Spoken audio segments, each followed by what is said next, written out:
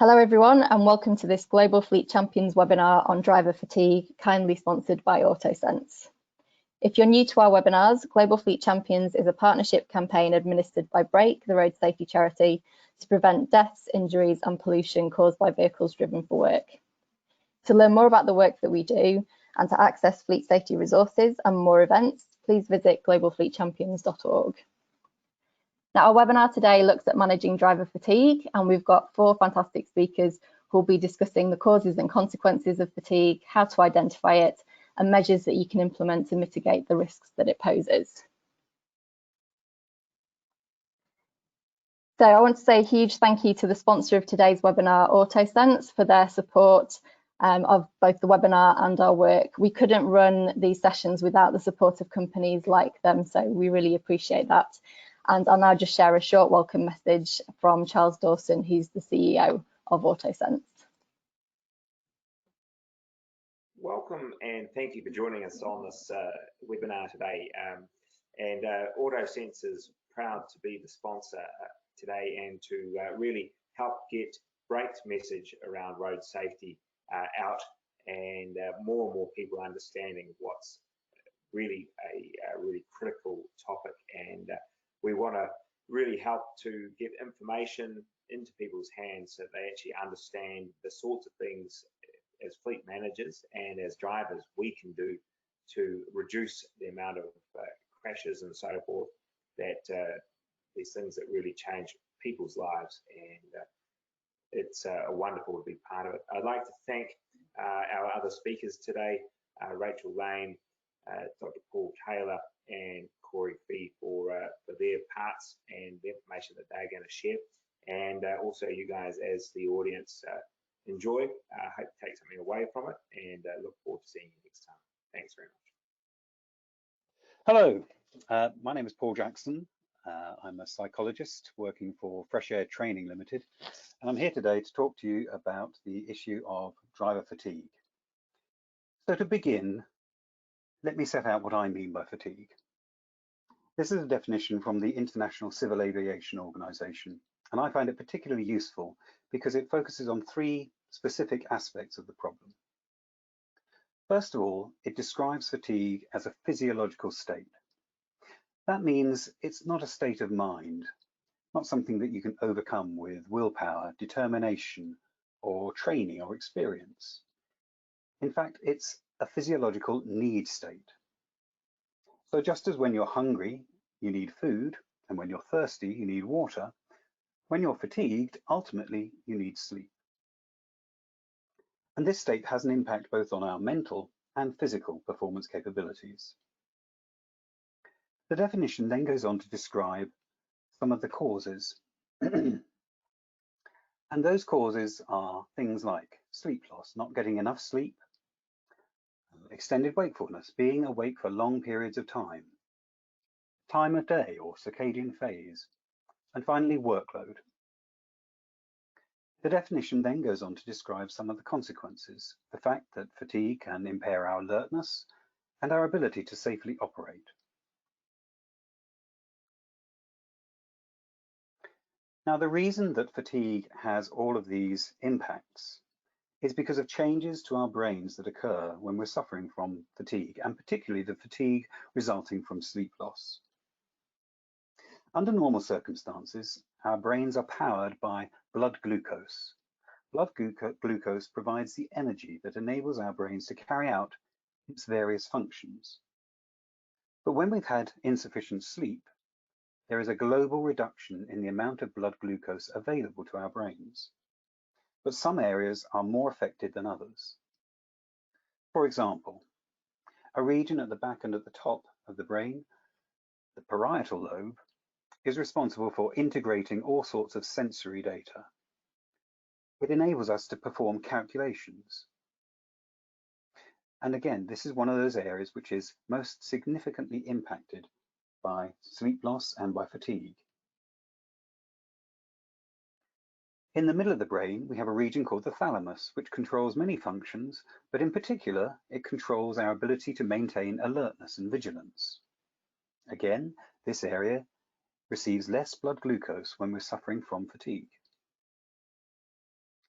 At the back and at the bottom, we have the occipital lobe, responsible for processing what we see. And then at the front, we have two big lobes, the prefrontal cortices, which are responsible for what we call higher order processes. Things like problem solving, our ability to control our mood, our reasoning capabilities, our ability to control our emotions, and our ability to communicate. All of these skills are controlled by this region of the brain, and more than any other region of the brain, this is significantly impacted by sleep loss and fatigue. Now, these changes in brain chemistry result in a whole range of impacts, but fundamentally, fatigue can be considered to affect our ability to focus our attention. We're much more easily distracted by irrelevant or unimportant information. And this leads to a whole range of consequences in terms of our cognitive performance. We well know that our alertness is one of the first things to be affected when we're suffering from fatigue. And as a consequence, we make more vigilance and concentration errors. But in addition, when we're fatigued, we find it difficult, more difficult, to follow the rules. So the organization may have procedures in place, or there may be rules of the road, for example, but we're much less likely to comply with those rules when we're suffering from fatigue, and that results in what are called violations or intentional non-compliance errors. Ultimately, this happens because our brains are trying to reduce effort and workload.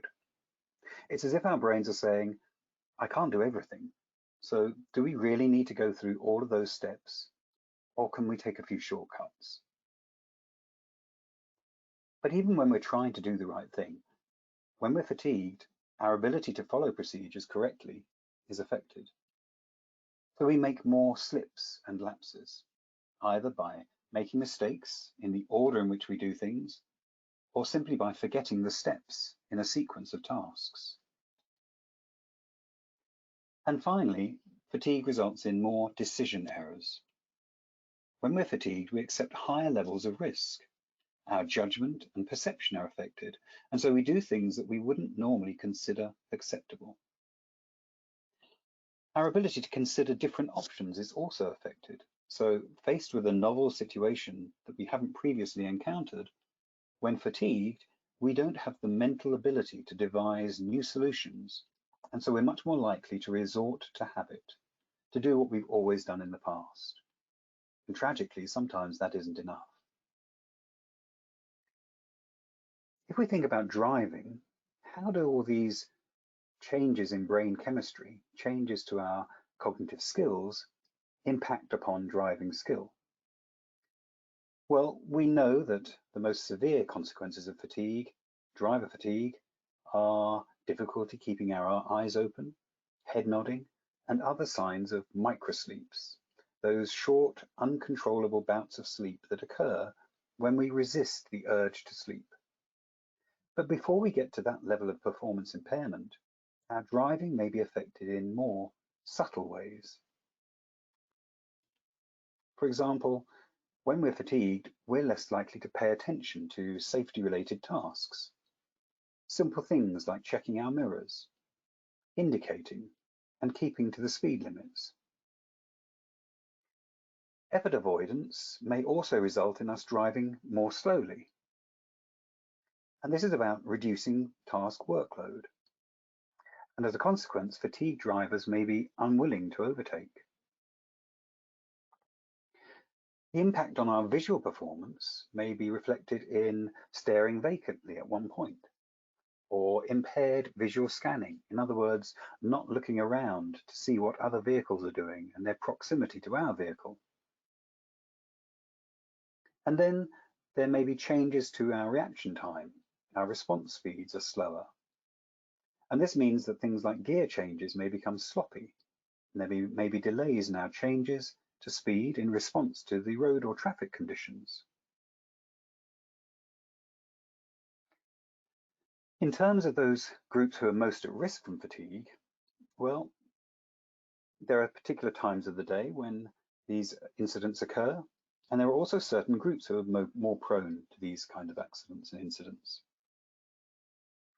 First of all, men, particularly those aged under 30 and those aged over 50. As with most accident statistics, young men are overrepresented, typically because they don't often take road safety seriously. However, young men are also more susceptible to the effects of fatigue than their older counterparts. As we grow older, we are also more at risk of suffering from sleep disturbance, and for older men, particularly those who are a little overweight, there is the additional risk of suffering from sleep disorders, such as obstructive sleep apnea. Shift workers, especially on their first night shift, typically because they're unlikely to have slept sufficiently during the preceding day. But then also driving home after a night shift. In this instance, drivers are fighting the natural low in alertness that occurs in the early morning, but they're also combining that with the tiredness resulting from having been awake all night.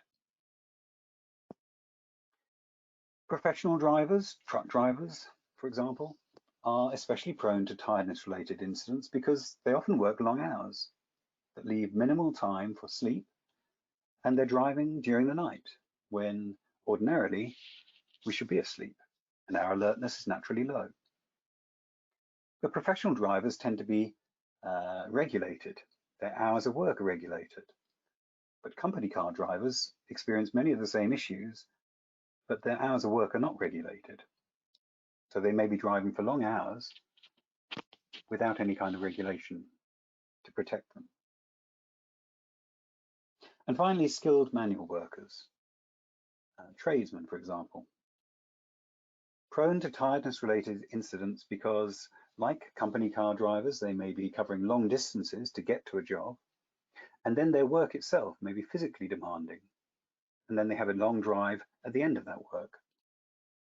So the combination of time of day, the workload itself, and the number of hours on the road all combine to put us at much greater risk. And for those of you who have a fleet of drivers, I'd like you to think about how many of these risk categories you and your team fit into. Now, whilst the most significant consequences of driver fatigue are collisions and crashes, fatigue results in a large number of other less significant consequences, which may go unrecognized. For example, fatigued employees are less able to deliver the high-quality customer service experience that their employer and their customers may expect. Fatigued drivers use more fuel due to the more erratic driving style associated with fatigue. And although serious collisions may be relatively rare, fatigued drivers on a daily basis may be having more minor bumps and scrapes that form the majority of a company's collision repairs, those damaged wing mirrors and dents and scratches to paintwork, often caused by clumsy driving, brought about by tiredness. This can lead to higher insurance costs, higher premiums, as well as third-party claims. It can also result in vehicles being taken out of service due to repair, leading to delays. Now, all of those are operational costs, but the human individual costs are no less significant. If fatigue is left unmanaged, there is an impact on the individual. This can result in poor morale, anxiety and stress, illness and depression, and ultimately absenteeism. And people eventually burn out and leave the company. As a consequence, there are recruitment costs and training costs. And if the problem is left unmanaged, eventually the company gets a reputation for being associated with high levels of fatigue, which means that recruitment is going to be more difficult. And all of this adds up to increased costs to the organization. And the tragedy of fatigue is that most of these costs don't get recognized. They're almost built into the bottom line, built into the company's way of working, so that the company just accepts fatigue as part and parcel of operating the way they do. So what are the main contributors to driver fatigue? Well, I distinguish between three types of contributor. First of all those operational contributors, things that are typical and part and parcel of what the company does on a day-to-day basis. Things like customer-driven key performance indicators, delivery slots at particular times of the day, delivery schedules that may be difficult to achieve, maybe even unrealistic, particularly when road conditions make it even more challenging. So a delivery schedule which is being composed based on certain traffic conditions may be very difficult to achieve on a particular day because of a change in those road traffic conditions. And then things like the pay rates, the pay structure. How are individuals rewarded? Are we inadvertently incentivizing fatigue by offering people higher pay rates to work longer hours or to work on days that would be designated as rest days? And all of this feeds into the company culture. Often the culture of the company is so significant an impact on fatigue levels, but is very unrecognized. Then we have all those features of rosters which may exacerbate fatigue. Rosters can be a very significant contributor because of the impact on the ability of individuals to obtain sufficient sleep. If an individual is working many early duties, for example, they may be having to get up very early at a time of the day when alertness is very low. They may also have to be sleeping during the day or at an earlier time in the evening when it's difficult to achieve sleep. As a result, they may be using caffeine to stay awake. And those long hours and the overtime and working on rest days all may combine to increase an individual's fatigue levels. And then finally, we have all those lifestyle contributors, things that the organization has very little sight or control of. So does the individual have a suitable sleep environment? Or are they sharing their sleeping environment with other members of the family? What about their diet? And what about the personal stresses, the things that are impacting on their general health and well-being? Are there things that are affecting their concentration and even their ability to sleep properly? For those involved in sedentary work, such as driving, there may be work-related health issues, chronic back pain, which may exacerbate problems of sleep. Then there are the effects of being in a sedentary position for many hours and not having many opportunities for exercise. And what about all those sleep disorders we mentioned earlier, things like sleep apnea? And do individuals have access to healthcare in the same way that office-based personnel have? So all of these contributors, operational, roster-related, and lifestyle, can combine. And unless they're managed, they can increase both driver stress and driver fatigue. And when those two combine, we get problems of mental health, poor mental health.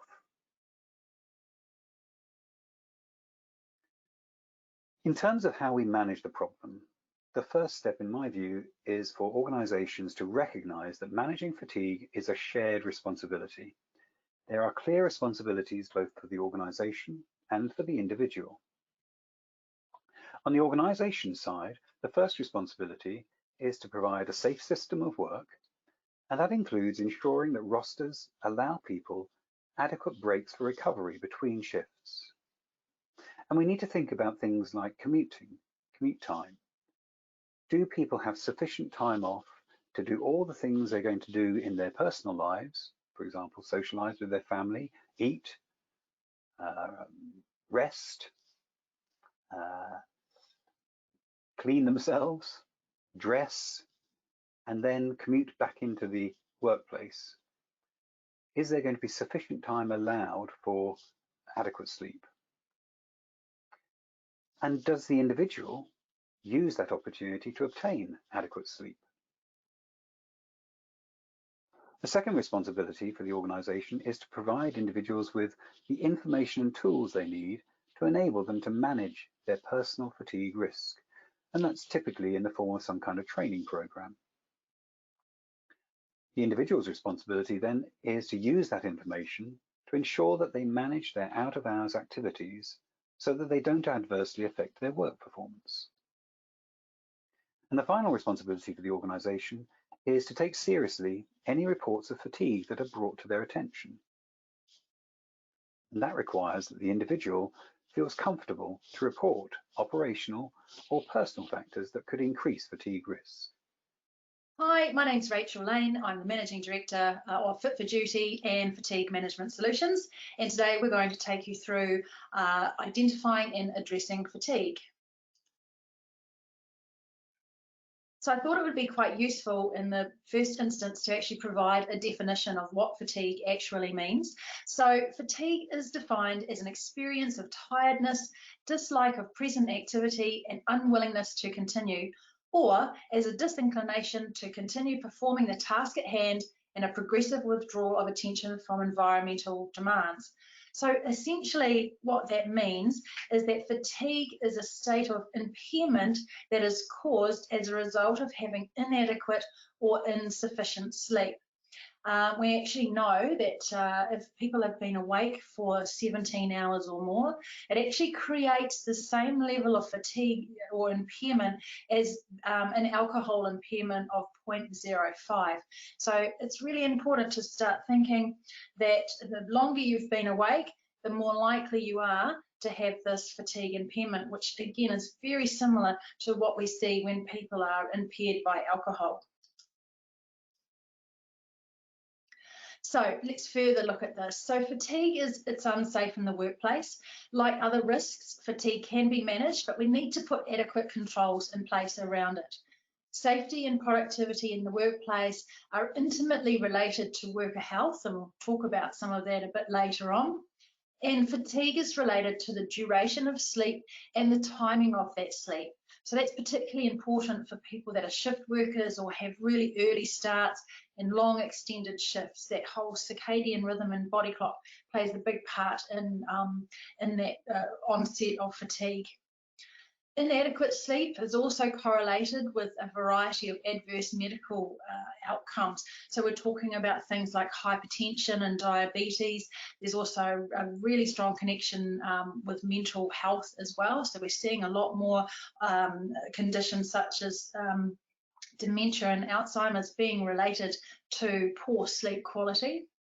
And various shift work schedules can affect both the duration and the timing of sleep. So fairly similar to the point before made about the circadian rhythm. So those shift work schedules, we need to be being really mindful about the impact that start and finish times can have on someone's ability to get good sleep. And inadequate duration of sleep is definitely correlated with injury rates. So there's lots of research to suggest that the more fatigued we are, the more likely we are going to have an at-work accident. So why do we need to start managing fatigue, and how are we going to do this? Well, we've had these hours of service guidelines at which have been this early attempt to address fatigue, and we have the workbook, work time logbook rule, and that's, a lot of companies have certainly used that as their fatigue management go-to. But in actual fact, I'd really encourage you to start looking way beyond just prescribed work time rule, because it's often the non-work activities that create the at-work fatigue level. So we'll talk about this in a little bit more detail on this next slide. So alertness depends not only on how many hours that you've worked, but also on a variety of other factors. So for example, what one does when we're at work. So is it an active role? Is it a sedentary role? And certainly for drivers, of course, a big part of their day is very sedentary. So that's something to consider. when one is at work, and again, this is about the timing of work from a biology perspective and that whole circadian rhythm, and when we have different times of the day when we are more alert than other times. So that's really important to be mindful of when we're creating schedules and rosters, etc. And whether the work environment promotes alertness or fatigue. So do we have good lighting? Is there lots of vibration in the cab of the vehicle, for example? So those sorts of things can certainly also exacerbate that fatigue impairment. And then whether somebody's obtaining adequate sleep during their time off.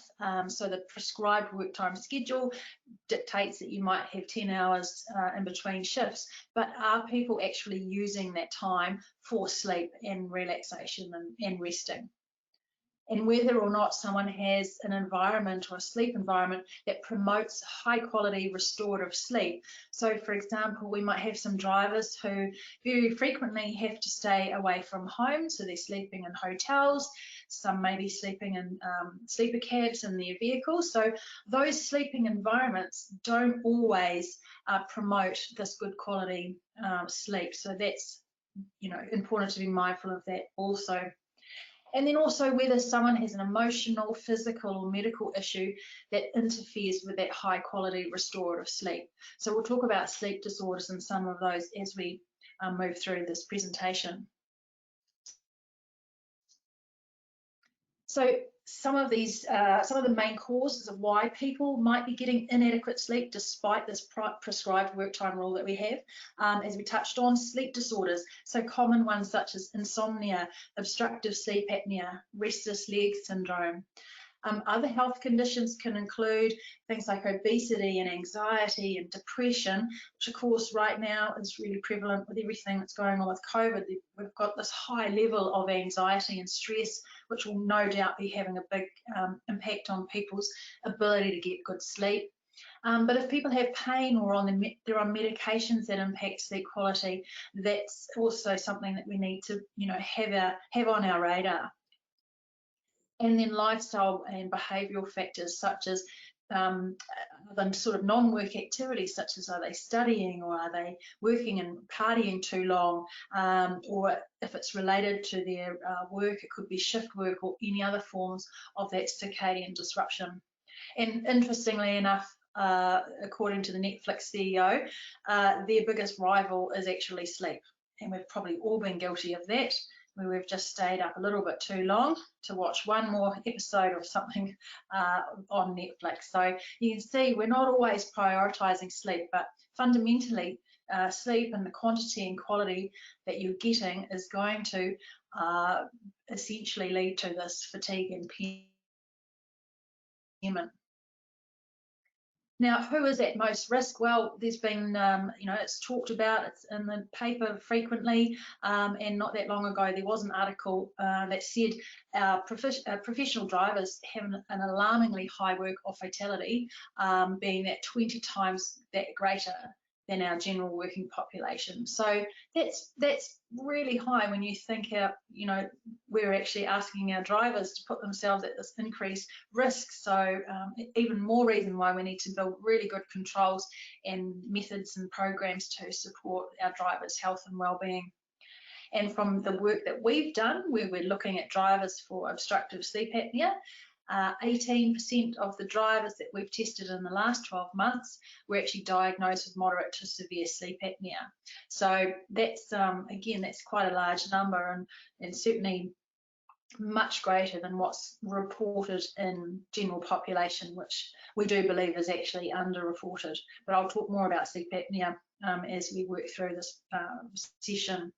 And so drivers with obstructive sleep apnea have a 2 to 15 times greater chance of having a motor vehicle accident than someone that's unaffected by OSA. So again, that comes down to the health and the well-being of the driver, which is something I really want to stress with the group today.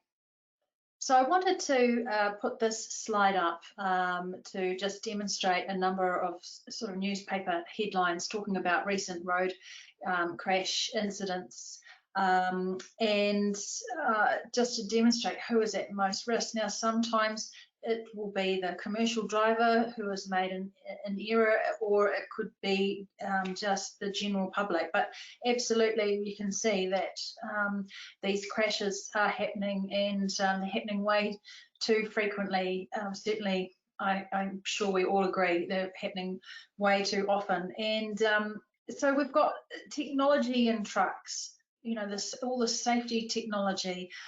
We've got our regulators, we've got enforcers, we've got these prescribed work time rules. So why are we still having all of these crashes?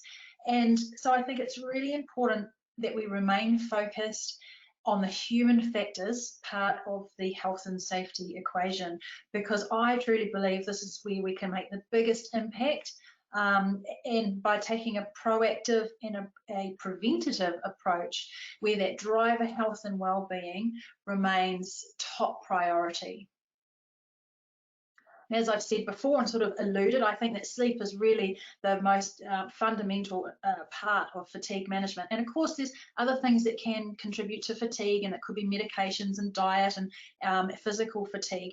But in the context of the fatigue we're talking about with driver safety and their ability to react quickly and have that good reaction time when they're driving, sleep is really going to be the most important part of this equation.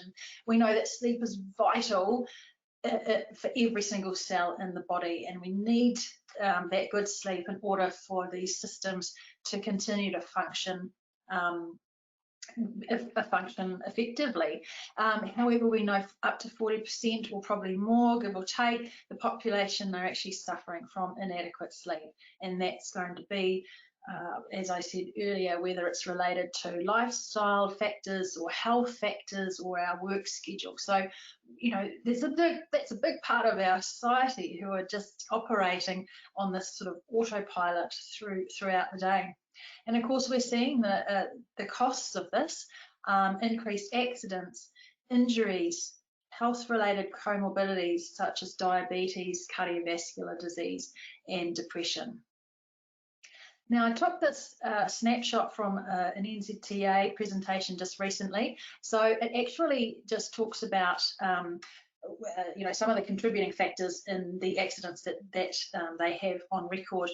Now, you'll see that fatigue only is represented in 4% of the crashes, but if you look down at things like failed to give way or stop, incorrect lanes or positioning, overtaking, poor judgment, poor observation, position on road, and travel speed.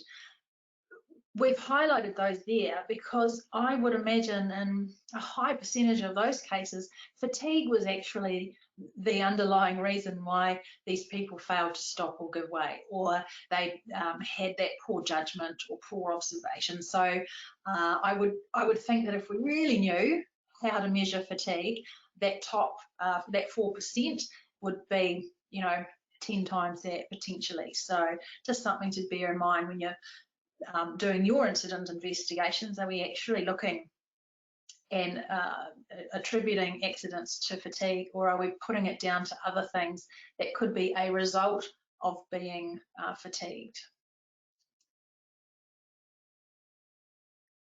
I thought I'd put this slide in here as well, because one of the health conditions that I was talking about before is a sleep disorder called obstructive sleep apnea.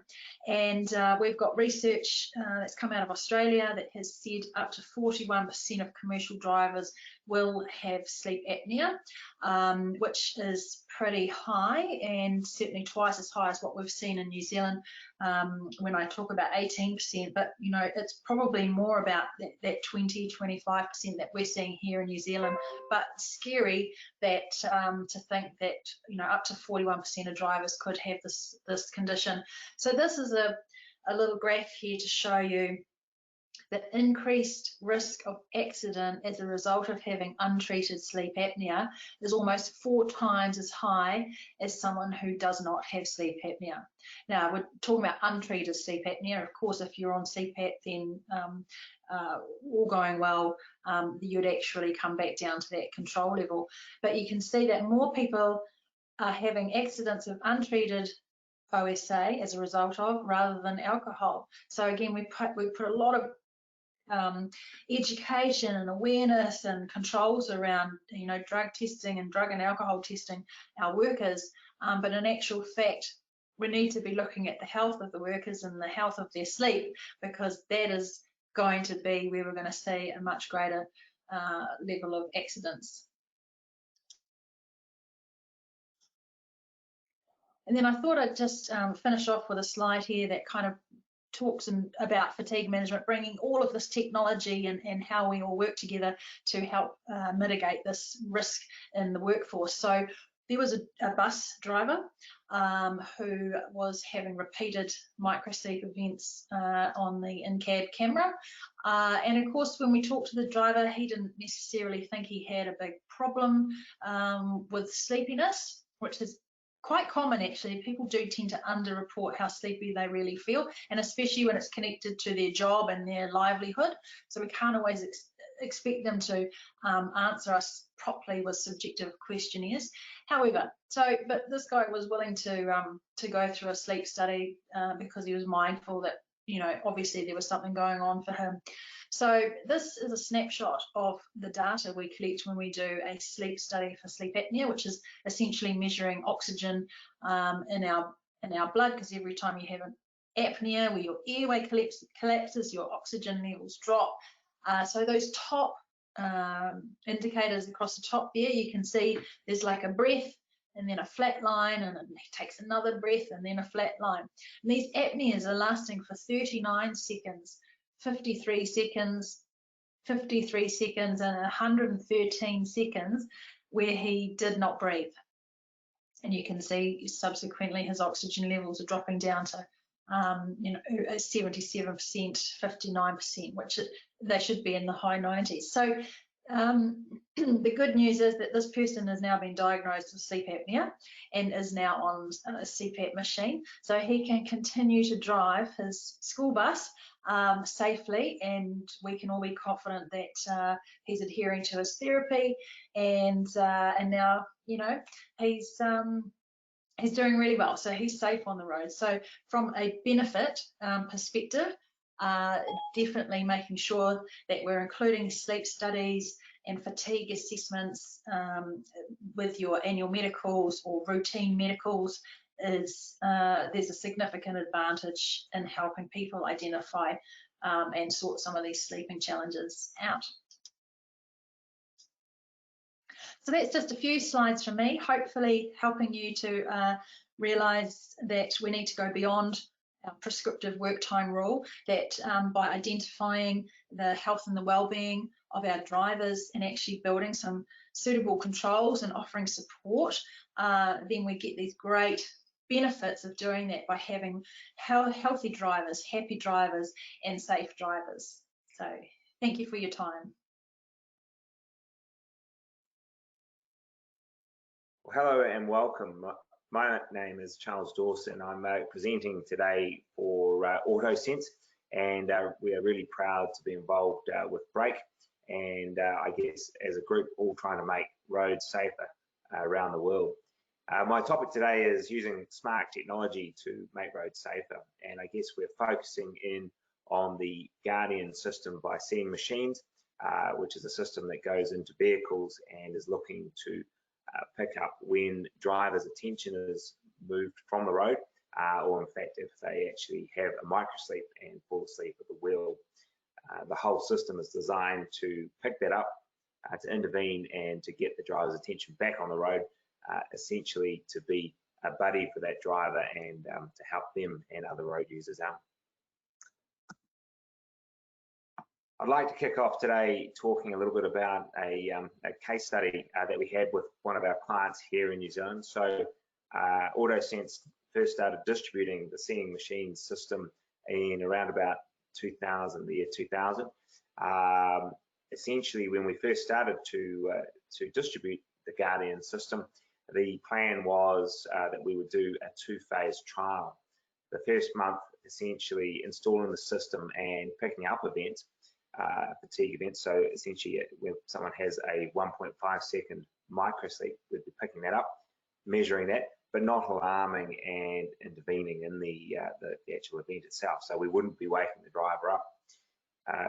In the second month, we would turn on the alarms, and we'd be not only picking the events up, but also intervening and waking the drivers up and sending all the information through. So this sounded like a great idea until on the very first evening of the trial, we picked up a 9-second microsleep. Now, obviously, we weren't intervening. We didn't have any internal in-truck alarms turned on.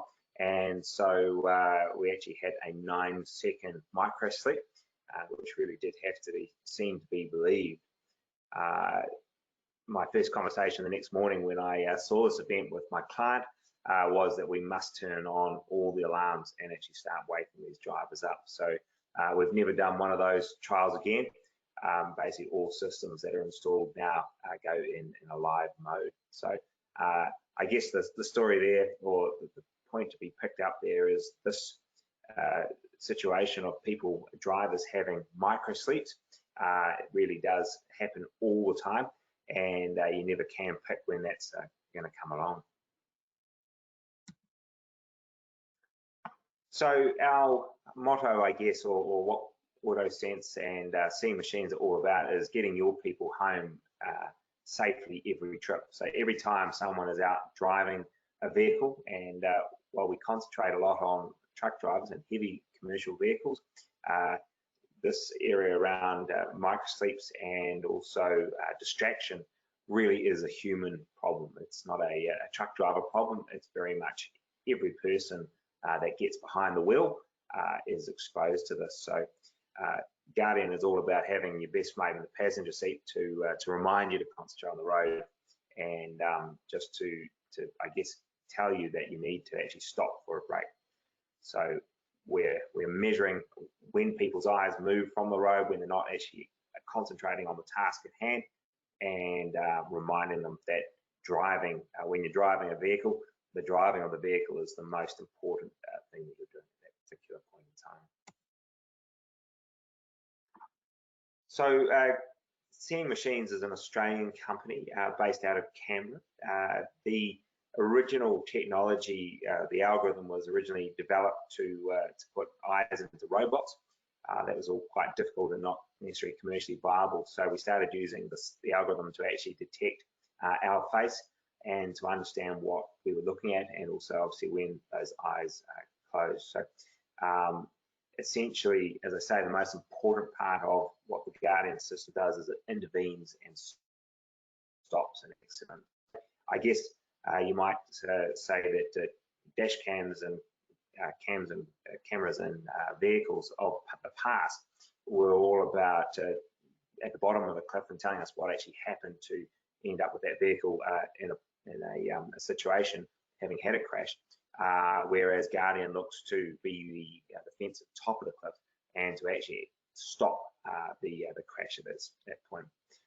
Essentially, if you don't have technology like this in the vehicle, you really are relying on luck. And I know a number of the other speakers today will talk about, I guess, taking fatigue as an example, the big iceberg, where the tip of the iceberg is essentially what companies and fatigue management plans can actually look to manage, whereas the iceberg under the water, the majority of it is all about people's preparation for their day and what else is going on in their lives. So once we're in that vehicle, if we don't have, if we're not properly prepared for work, we really are relying on being lucky on that particular day to not actually have an accident at that point or have a crash. So as far as AutoSense is concerned, we have installed just on 2,900 Guardian units and vehicles in New Zealand. And across the world, it's around about 30,000 vehicles that are installed totally by Seeing Machines. A majority of those are in Australia, with around about 16,000 now. In New Zealand, with the 2,900 vehicles that we have installed, we are picking up between about 25 to 30 microsleeps that have been validated by our team every 24 hours. So it's 25 to 30 times per day in 2,900 vehicles that we actually are waking someone up. So if you extrapolate that out into the number of vehicles that are running around New Zealand roads, you can see that there really is a massive issue out there. So what does the Guardian system look like? So the top picture you can see there is what we call the in-cab sensor. So it tracks the face essentially as soon as the vehicle starts up. The infrared camera in the system locks on to the driver's face and essentially tracks it. So you can move around, up, down, doesn't matter what size driver you are, tall, short, all those sorts of things. The system will lock on and start to track you. As I say, it is an infrared camera, so therefore, obviously at night or with sunglasses, etc., we can carry on and track the eyes at that stage. You can see also on the camera there's a red camera button, and that's what we call a manual capture button. So the driver can actually click that when they want to, if they want to record something that's going on out on the road. Say they've been cut off by someone or something strange has happened in that space. The second picture there is the vibration motor, and that's really important. When we do go to sleep, obviously the ears turn off or aren't so sensitive, and so it's really important that we have some physical vibration to actually wake up the driver when they do fall asleep at that stage. So that will run when an event is triggered. So you can see here the in-cab sensor at the bottom there, the driver-facing camera that is installed, and also up the top is the forward-facing camera. So they work in conjunction. Essentially, any time that the in-cab sensor grabs some images, then the forward-facing camera will be doing the same. So how does it work? Look, from a driver point of view, it's actually really quite straightforward. So the driver-facing camera, which is mounted on the dash, they can also now be vertically mounted on the A-pillar. Essentially, it uses face and gaze tracking algorithms to measure the driver's head position and how their eyes are going. So what we say is that when the eyes close to 70% of their normal open aperture, then they close for that 1.5 seconds, then the system will actually create what we call a fatigue event or microsleep event. That means that there will be an audible alarm and also a vibration of the seat. So that's 1.5 seconds worth of eye closure above 10 kilometers an hour. We'll trigger those alarms and wake the driver up. From a distraction point of view, so if people are looking out at the footpath or if they're looking at a device in the cab, then basically what we're looking for there is 4 seconds looking away from the road over 30 kilometers an hour. Now, in both cases, we will take that bit of footage. The alarms will have run in the cab. They do that locally straight away. We'll take that bunch of footage and we'll send it up to our 24/7 Guardian centres, which are based both in Tucson, Arizona, and also in Canberra, in Australia. And our team there, really highly trained analysts, will actually have a look at the event and get an understanding whether it is passing through as a fully verified event. And if that is the case, in the case of a fatigue event, we will then be giving the driver's dispatch a phone call to let them know that one of their drivers has had an issue at that point.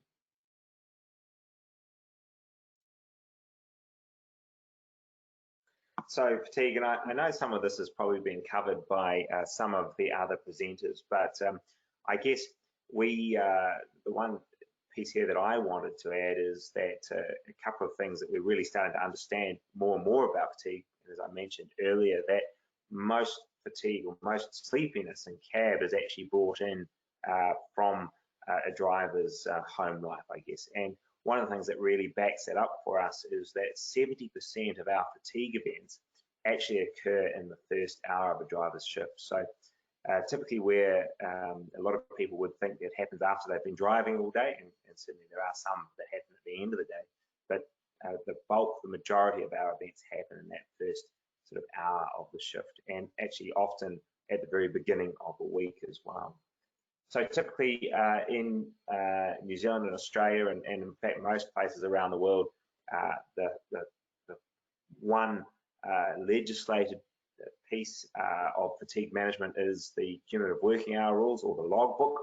But as you can see, if 70% of our fatigue events, our microsleeps, are happening in the first hour, and then that driver, in fact, in New Zealand, for example, is allowed to then go and drive for 14 hours with a couple of breaks, it really is defeating that purpose. So what logbooks actually do is to give a false sense of security and potentially actually stop drivers from managing their fatigue in the best way they possibly can, which may be to have a nap at somewhere outside of the sort of the prescribed timing.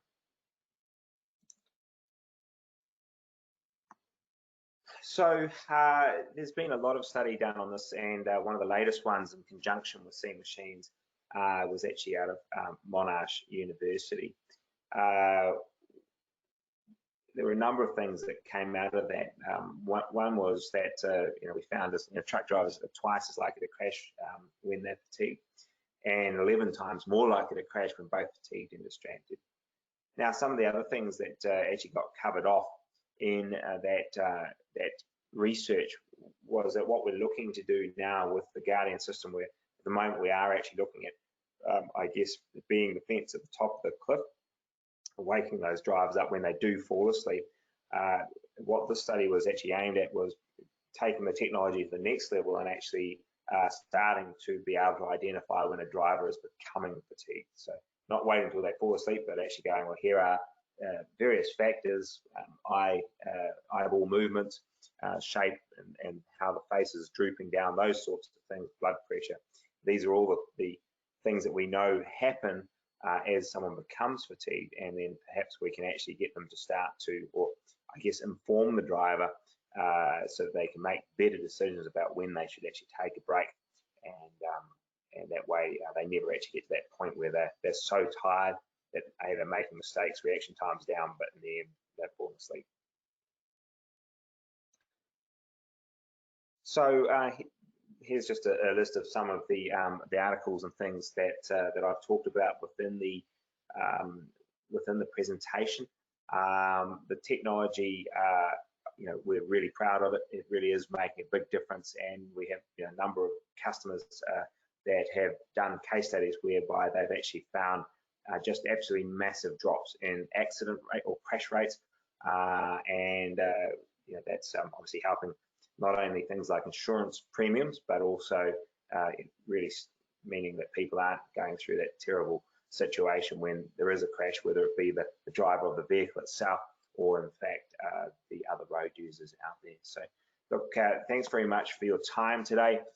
Very, very keen to answer any questions or queries that you might have on the system, and just really keen to really help with the likes of Brake to reduce the tragedy that we see on the roads every day. Hi everyone, my name's Corey Fee and I'm the eDriving Vice President for Customer Success for the AMEA region. I'm delighted to be joining today's webinar, and eDriving is always excited and proud to be invited to support Global Fleet Champions and Brake. We have a very long-standing relationship with Brake, which goes back approximately 25 years. It's a relationship that means a lot to us all at eDriving, and one that we continue to strengthen every year with various activities, including sponsorship this year of Global Fleet Champions Driver Behaviour Pillar. When we think about driver behaviour, we typically think of risky behaviours such as speeding and using your phone whilst driving. But due to the complexity of detection, fatigue and other forms of distraction are always very hard to measure. But management of those hidden behaviours is no less important. In fact, equally or more important than behaviours that can be easily detected or measured. Dare I say it, somewhat of a sleeping hazard. As other speakers will be discussing today, there are many reasons for a driver to be fatigued. But it's useful when we talk about fatigue that we consider it as a type of driver behaviour and a risk that we need to recognise and manage appropriately. So what makes me qualified to talk about driver fatigue and ways in which to manage it? In a previous life, I was permanently employed expedition leader throughout Africa and the Middle East. I was a long-haul specialist, with most of my expeditions being 3 months or longer. We used specialist hand-built vehicles to drive some of the world's most challenging environments in some of the world's least developed and often dangerous terrains. The work was physically and mentally grueling. You were largely selected for the role based on your capacity to function and make decisions whilst sleep deprived and mentally and physically exhausted. Understanding cognitive impairment by fatigue and exhaustion and managing the risk was the only way to survive and ensure the survival of your team. To this day, I can honestly say that I've never fallen asleep at the wheel, physically anyway. However, has my judgment been impaired? Yeah. My reaction time? Of course. My attentiveness and alertness? Yeah, most definitely. Have I ever lost the ability to focus and perceive depth whilst driving? I'm embarrassed to say yes, on many occasions.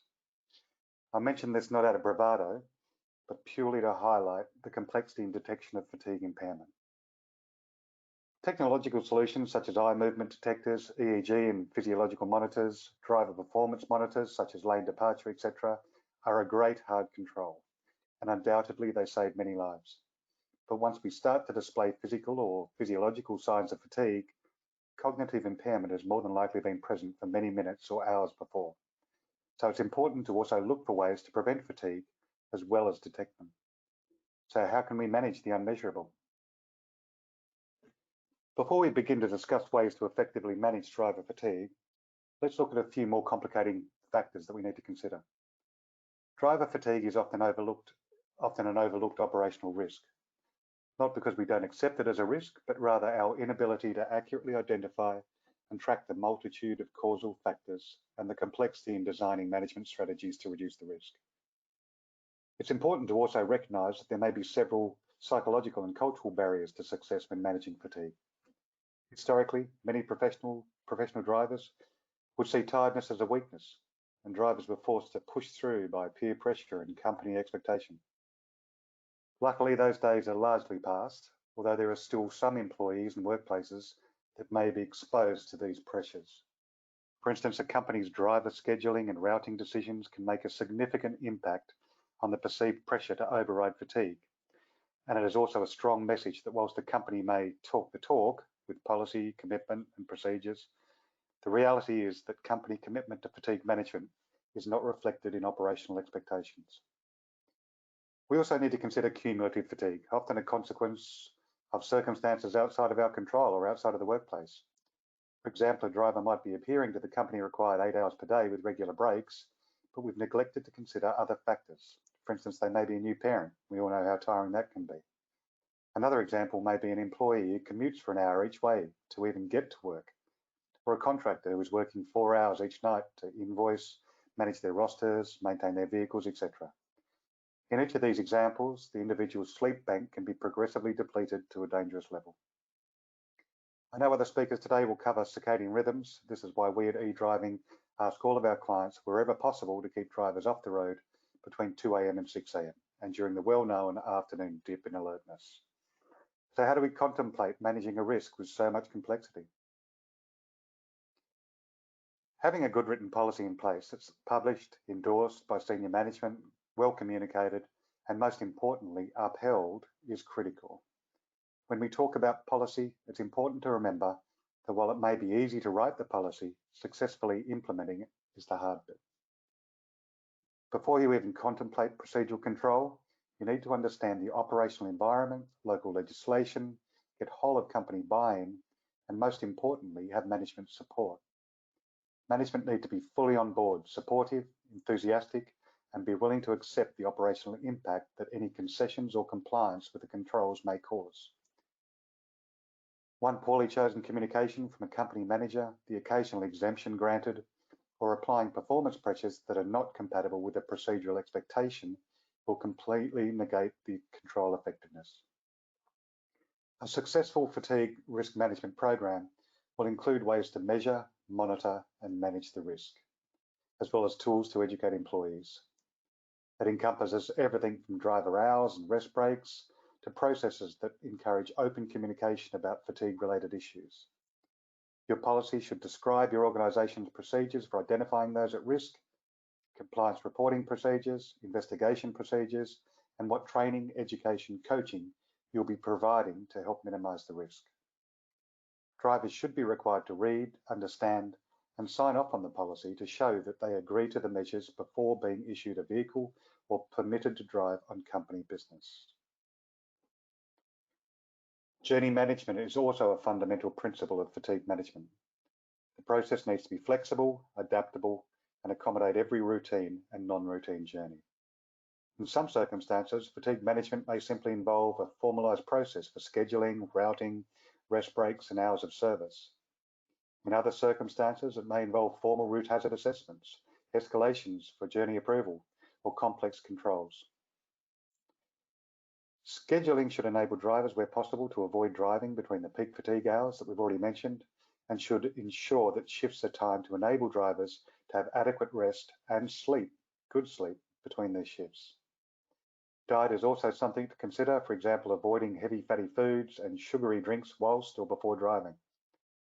Scheduling and routing should take into account routine or non-routine delays, while still allowing the driver to comply with rest break policy.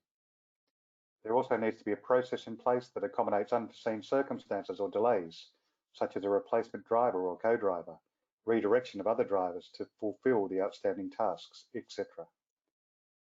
Employees need to have flexibility in their schedules to continue with planned breaks regardless of time constraints, and management need to support, reinforce, and commit to that flexibility. Training. Companies need to have a formal education process that includes fatigue-related training for new recruits, periodic refresher training for all employees, and intervention coaching for drivers considered high risk or those identified as requiring additional support.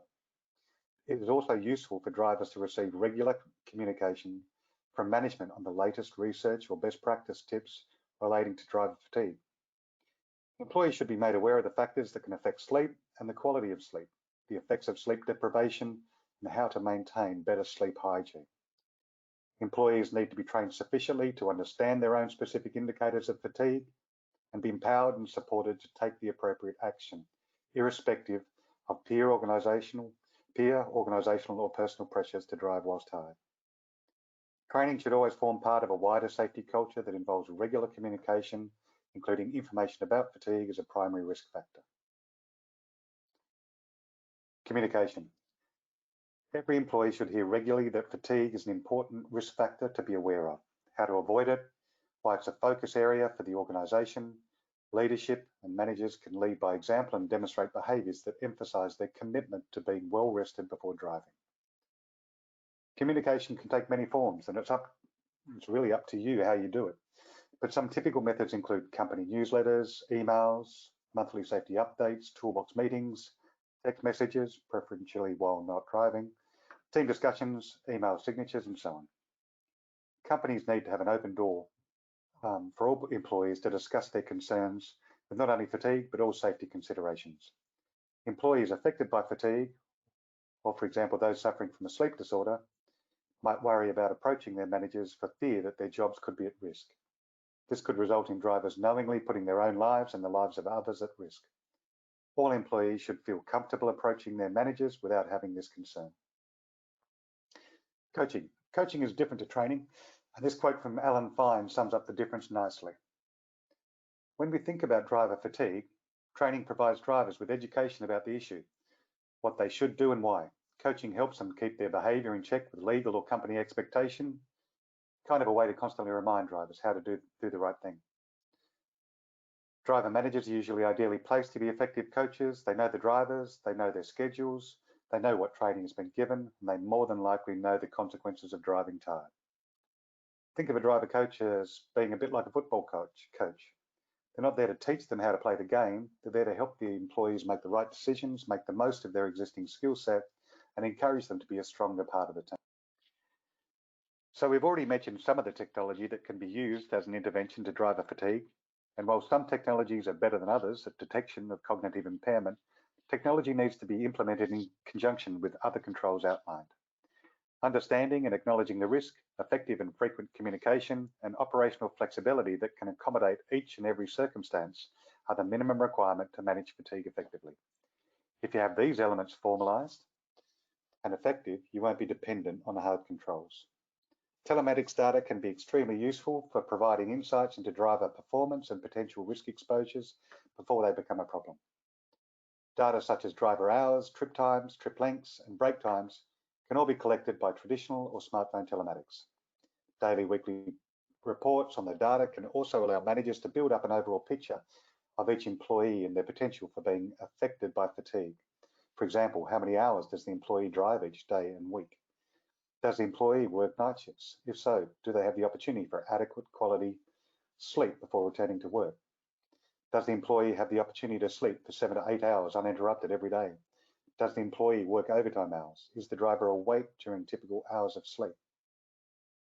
Combined with open forms of communication, this data can be assessed alongside personal factors such as, does the driver experience any symptoms of a sleep disorder? Or has the employee experienced any changes in personal life, e.g. a new baby or bereavement in the family, etc.? Keeping fatigue front of mind is by far the most effective control method once you have set the expectations. Administering the training, establishing two-way communication channels and consistently offering coaching and support is integral. The way that our clients use our technology to manage fatigue is largely about frequent and effective communication on a driver's performance through our smartphone application, Mentor by eDriving. By continually being aware of risk factors for fatigue, such as driver hours, trip types, trip times, and rest breaks, and feeding information back to the driver in real time about their risk of fatigue, this communication allows the driver to self-assess their level of fatigue and also comply with the company expectation. If you'd like to know more information about the Mentor program and how technology can help your fleet to manage fatigue or other risky driving behaviours, please don't hesitate to contact me directly. Before I conclude, I'd like to share this slide that we include in all of our eDriving webinars, just to serve as a reminder as to why we do what we do. At eDriving, it's our mission to help ensure that everyone who drives for work purposes returns home safely at the end of each and every day, and I'm sure that's a mission that you're willing to support. Thank you all for your time today, and I hope you found the session useful. Thank you so much for taking the time to listen. And if there's anything else I can do to help your organisation better manage driver fatigue, or to help with anything else I've mentioned today, such as safety culture, training or coaching, please don't hesitate to contact me directly, and I'll be more than happy to assist you. Thanks for listening, and in some respects, if you were tired before tuning in, I hope that my talk today has provided you with a good opportunity for a quick nap, and that you are now refreshed before taking your next drive. Thanks again, and take care.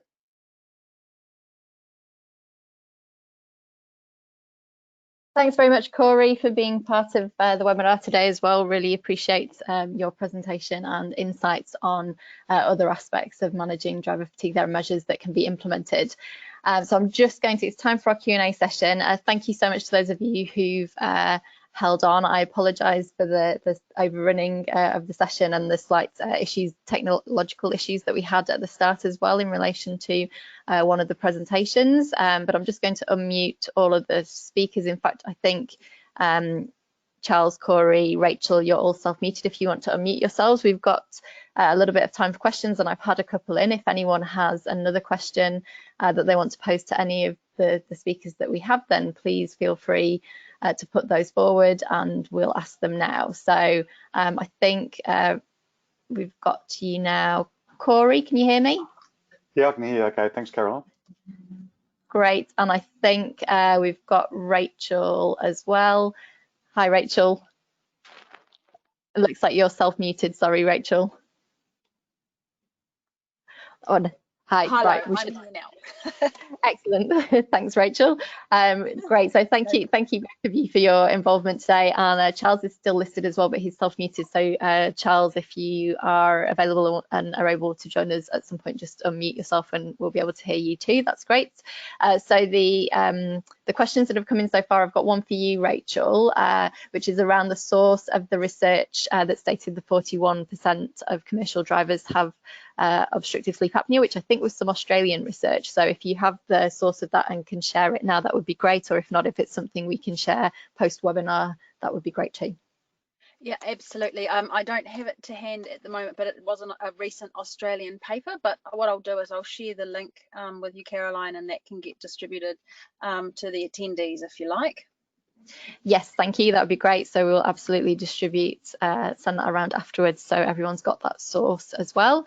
Another question was around whether the presentations will be available after today. So yeah, just a reminder that the recording will be available along with the individual recordings of each speaker as well after today's session. So you'll be able to listen again to all of the speakers from today. Also, if each of you are happy, I'll get in contact with you afterwards, but we could also potentially share the slides as PDF documents with attendees if speakers are happy to do that as well. So we'll just follow up on that afterwards, and you'll get a follow-up email in the next couple of days with some more information and details.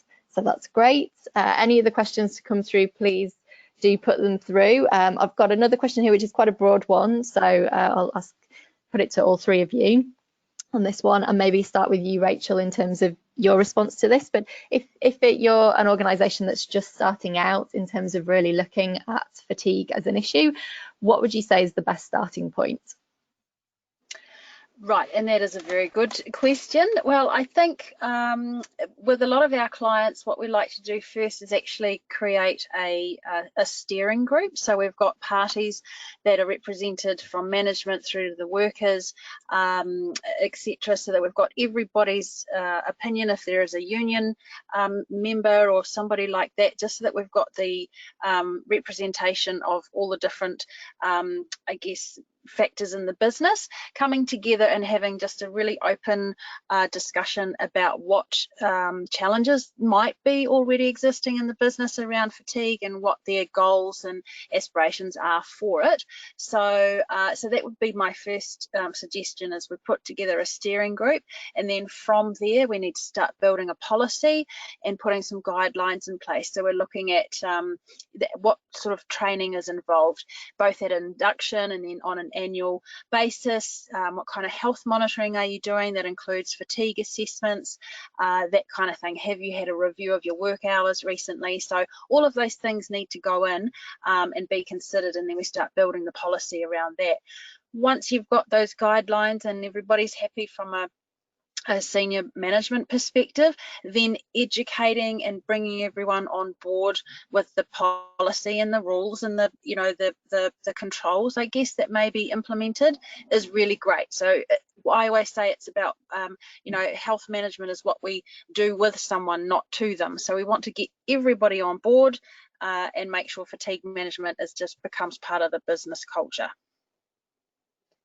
That's great and really comprehensive. Thanks so much, Rachel, for that. Charles, is there anything you would add to that? I look, not really, and I think Rachel's really covered everything that needs to be mentioned there.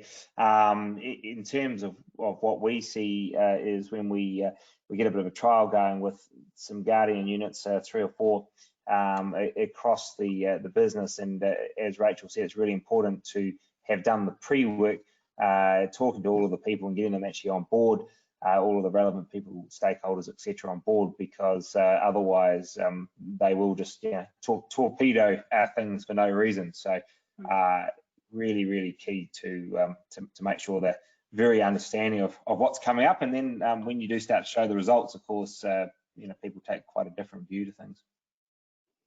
Yeah, absolutely. Thanks for that. Corey, anything you want to add? Yeah, I think Rachel summarised it very well. The other thing that I would like to add is that it's imperative that we establish what the cultural baseline and the cultural readiness for change is within an organisation. So we have tools that can do that. No two of our clients implement our systems in the same way. Some clients will implement our systems in a very short period of time, 4 weeks or 6 weeks. Others will implement them over 4 years. So it depends entirely on the current base state and the baseline, and you need to get an understanding of what their readiness and the readiness for change is, and acceptance of change, generally from management support, and a steering group is a great idea, as Rachel suggested. So yeah, make sure that you get a good assessment of what your baseline is before implementing any sort of change. Yeah, that sounds great. Thanks, Corey, as well. And adding to that sort of culture thing, and I guess the wider implications of fatigue or prevention measures for fatigue as well, when we're looking more widely at driver health and wellbeing. Just got one final question, which is around, in your experiences, what's worked in terms of raising awareness with drivers around their wider health and wellbeing, and how that impacts sleep and fatigue as well. So Rachel, probably a good one for you first again. Sure thing. Well, what we've found has really helped to create greater awareness with the drivers is introducing really great health monitoring. So the education piece is really important first, and then following up with that with the health monitoring. So of course with Fit for Duty we do a lot of sleep disorder screening, so that's you know, that certainly needs to be considered in what we would encourage businesses to include in their, you know, procedures and policies and things like that, so that, you know, everybody in the business has an opportunity to have really good, thorough health checks. As I said in my presentation, you know, the human factors part of this whole equation, I think, is really where you can make that biggest impact. So health monitoring is something I would stress highly. Yeah, absolutely. Anything that you or Charles or Corey have come across that also, I guess, there is part of the education piece around that, but in terms of communicating with drivers and management around what kind of good habits look like in your normal daily life in terms of both sleep, but also your more general well-being and exercise, food, all those sorts of aspects of well-being as well in relation to sleep. Oh, look, I would probably like to highlight the fact that management involvement and management support is key to the success of any risk management process or procedural control or technological control. It has to be, any sort of initiative has to be strongly supported, and not only supported by management, but well communicated to the entire organisation, and possibly more importantly, a demonstrated commitment to supporting the initiative or the change. So that's often by frequent communication, actually talking the walk, and also management coaching. We need to have managers in a position, and we offer coaching techniques and tools for managers themselves, not just the executive, but also managers of drivers, how they have the conversations with their drivers. So it's open questioning, being sympathetic to their requirements, sympathetic to their personal circumstances, and making sure that their voice is actually heard. So certainly management commitment and involvement, and coaching the managers, making sure that they're all aware of the issue and how to mitigate it in a constructive manner. I agree entirely with you there. Definitely that you know, walk the talk sort of thing. I think the managers need to lead by example, and you know, if we're asking our workers to you know, participate in education or change behaviours or you know, participate in health monitoring, they need to also, we need to see that they're also doing it as well. I mean, we're all human beings, and why should anyone be exempt from those initiatives? So yeah, lead by example, be a really good example to your workers, and you know, put your hand up first and show them that, you know, it's for everybody's benefit that they get involved and get on board with any of these initiatives that might get rolled out. Great, thanks Rachel. That's brilliant. So that's all the questions we had. I've got one which is more of a comment than a question, but good to add. Thanks, Peter Shepherd's added this one, who's listening in today, which is around reaction tests and the fact that drivers can also use, there are reaction tests out there that you can use to test your reaction times as well, which is quite an interesting tool to use as well as an additional thing. So thanks for that suggestion. So thank you again to all of our speakers today and for the questions as part of the Q&A as well. Really appreciate everyone's involvement and for holding on today as well. So I hope you found today's webinar useful and interesting. Please do fill in the feedback survey when you leave the webinar. It's really useful in helping us to plan future events. Thank you again to all of our speakers today, and huge thanks again to AutoSense for sponsoring today's webinar. And finally, thank you for taking part. We hope to see you all at another webinar again soon.